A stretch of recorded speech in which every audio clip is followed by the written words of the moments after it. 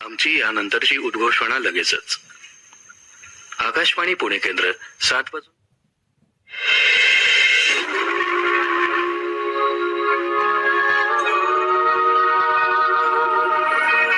ज्ञान आणि मनोरंजनाची तुमच्या आमच्या सगळ्यांची आकाशवाणी मुंबई अस्मिता वाहिनी.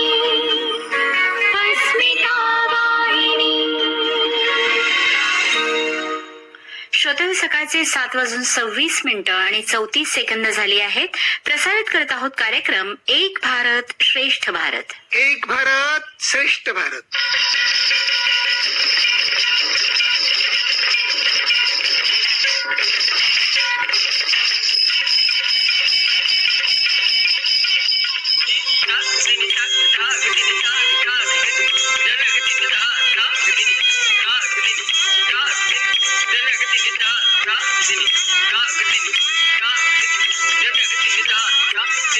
एक भारत श्रेष्ठ भारत. नमस्कार श्रोते हो, एक भारत श्रेष्ठ भारत या आपल्या कार्यक्रमात आपलं स्वागत. कार्यक्रमात आज आपण ऐकणार आहोत ओरिसा राज्यातील बौद्ध स्तूपांविषयी कला शिक्षक, कलाकार आणि मूर्तिकार म्हणून कार्यरत असणारे मूळचे ओरिसाचे नित्यानंद साहू यांनी दिलेली माहिती.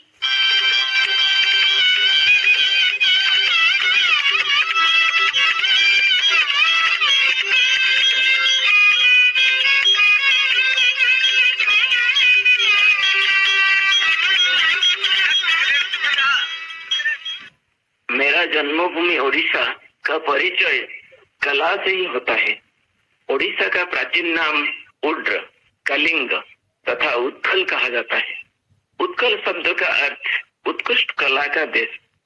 कोणार्क सूर्य मंदिर जो कला, स्थापत्य, मूर्तिकला, संगीत उदाहरण है, जो ओडिशा के कलात्मक आत्मा का श्रेष्ठ निदर्शन और प्रतीक है. पुरी के प्रभु जगन्नाथ मंदिर, भुवनेश्वर स्थित लिंगराज मंदिर तथा राज्य में हजारों भव्य मंदिर है जो ओडिशा की उत्कृष्ट कला की गीत गाता होता रहता है. आज का ओडिशा का राजधानी भुवनेश्वर को टेम्पल सिटी यानी मंदिर नगरी कहा जाता है. ओडिशा के हजारों अलग अलग मंदिरों के अलावा इसी कला भूखंड की कला निदर्शन स्वरूप अनेक पवित्र बौद्ध स्थल तथा बौद्ध कीर्ति, बौद्ध स्तूप, बौद्धिक मठ आदि है. ख्रीष्टपूर्व 3री सदी ओडिशा का नाम कलिंग था. ख्रीष्टपूर्व 261 को मौर्य सम्राट अशोक कलिंग राज्य के साथ युद्ध किए. प्राचीन भारत इतिहास में यह युद्ध बहुत बड़ा युद्ध गिना जाता है. इस युद्ध में सम्राट अशोक के विजय हुए. मात्र कलिंग युद्ध खूब सारी जीवन हानि किए, धन हानि किए, रक्तपात किए. इस घटना में अशोक काफी मर्माहत और व्यथित हुए थे. और तो युद्ध के उपरांत सम्राट के हृदय परिवर्तन हुआ और उन्होंने बुद्ध धर्म ग्रहण किए, जिसे कहा जाता है कि पराक्रमी चंडासप से धर्मासक बने तथा आगे जीवन में बौद्ध धर्म संस्कृति के प्रचार और प्रसार के लिए अशोक ने कई सारी काम संपन्न किए थे.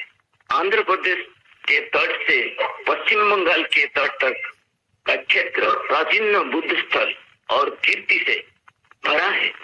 बंगाल से सटा हुआ ओडिशा राज्य की सीमा आंध्र प्रदेश, छत्तीसगढ़, झारखंड, पश्चिमी बंगाल से लगी हुई है. सम्राट अशोक कलिंग युद्ध के बाद कलिंग के काया कुछ हद तक पलट दिए थे. बौद्ध धर्म के प्रचार के लिए कलिंग को 19 टुकड़ों में बांट दिए. सम्राट के समय में बौद्ध संस्कृति ओडिशा में फल फूल रहा था. देखा जाए कि केंद्र ओडिशा में बौद्ध नाम से एक जिला है और ओडिशा से गजपति, गंजाम, पुरी, देवगढ़, भद्रक, बरगढ़, जाजपुर, कटक, बालेश्वर आदि जिला में बौद्ध धर्म काफी फल फूल रहा था, जिसका कीर्ति श्रुतिराज देखने को मिलता है।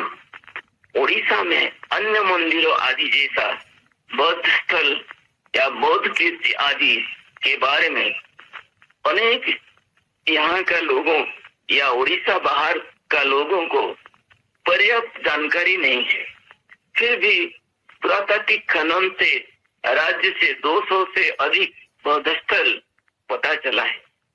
वे 6वीं शताब्दी ईसा पूर्व से कम 15वीं 16वीं सदी तक ओडिशा से बुद्ध धर्म की प्रमुखता दिखता है एवं ओडिशा के लोगों ने अपने व्यापार वाणिज्य के साथ साथ बौद्ध धर्म की प्रचार कंबोडिया, म्यांमार, श्रीलंका, जावा, सुमात्रा, जापान, थाईलैंड एवं कोरिया आदि देश से किए थे। ओडिशा के बौद्ध कीर्ति अवशेष प्राचीन महाविहार और मठ पुष्पगिरी में देखने को मिलता है, जो भुवनेश्वर से 100 किलोमीटर से ज्यादा दूर जाजपुर जिला के लांगुड़ी पहाड़ से स्थित है। पुष्पगिरी महाविहार 3वीं सदी में बनाया गया है। पुष्पगिरी ओडिशा में सबसे व्यापक बौद्ध खंडहर है और प्रमुख बौद्ध स्थल के रूप में बहुत महत्वपूर्ण है। शानदार मूर्ति और शिक्षा के केंद्र के रूप में माना जाता है। चीन परिव्राजक ह्वेनसांग 639 सदी में जो भारत आए थे वे पुष्पगिरी भी आए थे और इस स्थल के बारे में उल्लेख किए। पुष्पगिरी के अंतर्गत 3 प्रमुख श्रुति स्थल के बारे में जाना जाता है। वो है रत्नगिरी, उदयगिरी और ललितगिरी, जिससे डायमंड ट्रायंगल कहा जाता है। डायमंड ट्रायंगल की 3 बौद्ध स्थल से एक है रत्नगिरी, जिसे हिल ऑफ ज्वेल्स कहा जाता है। रत्नगिरी बौद्ध स्थल 6वीं सदी पूर्व की है। ऐसा प्रतीत होता है कि 12वीं सदी तक बौद्ध धर्म वहां निर्बाध रूप से प्रसार किया था। शुरुआत में यह महायान बौद्ध धर्म केंद्र था। 8वीं 9वीं सदी के दौरान ये तांत्रिक बौद्ध धर्म का एक महत्वपूर्ण केंद्र बन गया और खुदाई से इस स्थल से एक विशाल स्तूप, 2 मठ, तीर्थ स्थल, कई स्तूप, बड़ी संख्या में टेराकोटा और पत्थर मूर्ति निकला। स्थापत्य के अंश विशेष कांस्य, ताम्र और पीतल के वस्तुओं तथा भरपूर बौद्ध पुरावशेष देखने को मिलता है। यहाँ मठ एक 8वीं 9वीं सदी में निर्मित ओडिशा के सबसे बड़ा उत्खनन मठ है। उसका विस्तृत नक्शीदार हरा द्वार 24 ईंट कोठियों में बनी है। केंद्रीय गर्भ गृह में पद्मपाणी और वज्रपाणी घेरी एक भव्य बुद्ध मूर्ति बैठा हुआ है। रत्नगिरी में भगवान बुद्ध के स्थिर की विशाल पत्थर की मूर्तियां विशेष रूप में विस्मयकारी है। खुदाई के दौरान अनेक आकारों की 2 दर्जन से अधिक चीज बुद्ध की ध्यानपूर्ण अभिव्यक्ति शानदार ढंग से दर्शाते हुए पाए गए। उन्हें कला के उत्कृष्ट निदर्शन माना जाता है। डायमंड ट्रायंगल के दूसरा नंबर बुद्ध स्थल उदयगिरी को सनराइज हिल कहा जाता है। ये उड़ीसा में एक और बड़ा बौद्ध परिसर का घर है। यहाँ ईटा का एक स्तूप, ईटों का एक मठ, एक सीढ़ी द्वार पत्थर का कुआं रहता है जिस पर शिलालेख लगे हैं और कोई रॉक स्टोन का बुद्ध मूर्तियां हैं। उदयगिरी बुद्ध स्थल का समय पहली 13वीं सदी पूर्व की है। 1870 में खोज किया गया था, लेकिन जुलाई 1985 तक शुरू नहीं किया हुआ था। वे 2 चरण में 200 मीटर की दूरी पर 2 बारियों में किए गए हैं। 1985 से 1989 तक उदयगिरी 1 और 1997 से 2003 तक उदयगिरी 2 खुदाई किया गया था। उसको माधवपुर महाविहार और सिंहप्रस्थ महाविहार कहा जाता है। उदयगिरी 1 के स्तूप में भगवान बुद्ध की बैठी हुई 4 पत्थर की मूर्ति है जो प्रत्येक दिशा में विराजमान है। यहाँ का मठ भी प्रभावशाली है जिसमें 18 कक्ष और एक तीर्थ कक्ष है जिसमें एक जटिल सजावटी मुखौटा है।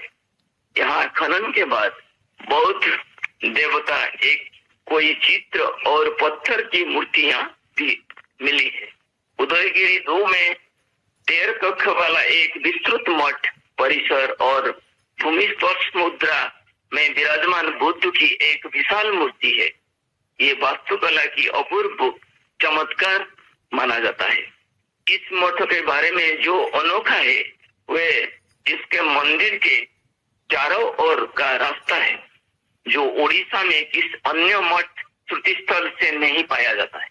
उदयगिरी में एक और आकर्षण रॉक कट बुद्ध का रिलीफ मूर्तियां जो नीचे विरूपा नदी को देखती है। पंच छवियों में एक खड़े हुए आदमकद बोधिसत्व, एक खड़े बुद्ध, एक स्तूप पर बैठे देवी, एक और खड़े हुए बोधिसत्व और एक बैठे बोधिसत्व शामिल है। उदयगिरी स्थल अतिरिक्त खनन की दावा करती है क्योंकि अभी यहाँ खुदाई अनेक बाकी है। ललितगिरी डायमंड ट्रायंगल का तीसरा बौद्ध स्थल है। ललितगिरी के खंडार जबकि रत्नगिरी और उदयगिरी के जितने व्यापक नहीं है। विशेष रूप से ओडिशा सबसे पुरानी बौद्ध स्थल है। 1985 से 1992 तक प्रमुख खुदाई में दूसरी शताब्दी ईसा पूर्व से 13वीं शताब्दी तक लगातार इस पर कब्जा होने की प्रमाण मिले। खुदाई में एक विशाल स्तूप की चैत्यहल, 4 मठ और बुद्ध देवताओं की कोई मूर्ति मिले। सबसे रोमांचक खोज ललितगिरी के स्तूप के अंदर 3 अवशेष ताबूत जो जले हुए हड्डियों की छोटे टुकड़े। बौद्ध साहित्य कहता है कि बुद्ध की मृत्यु के बाद उनके शरीर के अवशेष का उनके शिष्य के बीच स्तूप में रखने के लिए वितरित किया गया था। इसलिए माना जाता है कि ये अवशेष स्वयं बुद्ध या उनके प्रमुख शिष्यों में से एक के होंगे। ये अवशेष अब ललितगिरी में भारतीय पुरातत्व सर्वेक्षण के नए संग्रहालय में प्रदर्शित है जो 2018 में खुला था। खुदाई के दौरान मिली कोई बौद्ध मूर्तियां ललितगिरी के नए संग्रहालय में रखी गई है। यह 6 दीर्घाय वाला एक मौलिक आधुनिक संग्रहालय है। अधिकंतु ओडिशा के धौलीगिरी, तारापुर, आरागढ़, जौगढ़, बौद्ध, मुचालिंडा एवं कुरुमा आदि स्थान में अनेक बौद्ध कीर्तिराजी मंदिर, शिलालेख तथा बौद्ध संस्कृति का अमूल्य कला नमूना प्रतीक देखने को मिलता है। अतः भारतीय संस्कृति का, ओडिशा का कारीगरी एवं संस्कृति का अवदान अतुलनीय माना जाता है।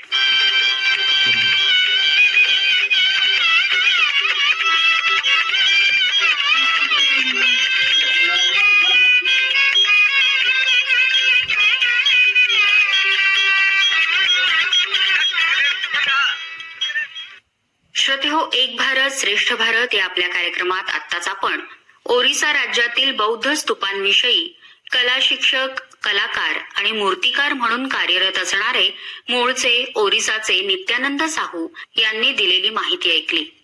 बरे तर श्रोते हो, याबरोबरच आपला एक भारत श्रेष्ठ भारत हा कार्यक्रम इथेच संपतोय। पुन्हा आपली भेट होणार आहे अर्थात पुढच्या कार्यक्रमात। तोपर्यंत नमस्कार। कार्यक्रमासाठी निर्मिती सहाय्य केलं होतं प्रतिभा बोढारे हिने आणि कार्यक्रमाचे सादर करते होते अनिल कुमार पिंगळे। ही आकाशवाणी मुंबई केंद्राची निर्मिती होती। एक भारत श्रेष्ठ भारत।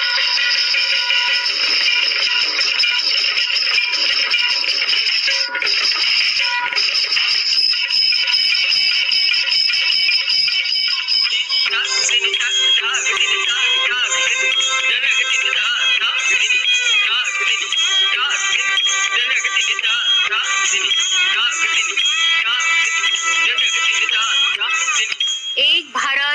श्रेष्ठ भारत. हा कार्यक्रम आपण ऐकलात आकाशवाणी मुंबई केंद्राच्या अस्मिता वाहिनीसह AIR मराठी या DTH उपग्रह वाहिनीवरून. श्रोते हो, आता प्रसारित करत आहोत सुगम संगीत